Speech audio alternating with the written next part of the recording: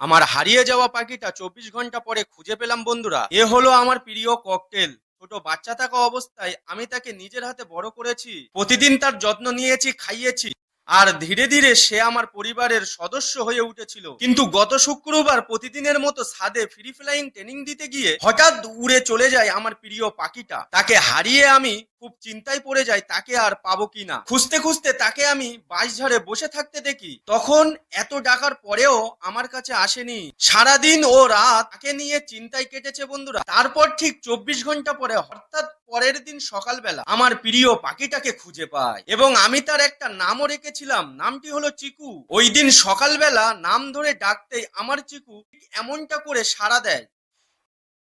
চিকু, চিকু।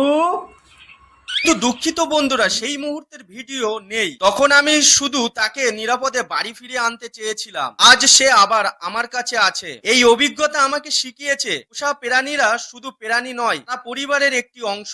Video ভালো লাগলে ভিডিওটি লাইক, শেয়ার, কমেন্ট করবেন এবং চ্যানেলটিকে সাবস্ক্রাইব করবেন এরকম নিত্য নতুন ভিডিও দেখতে।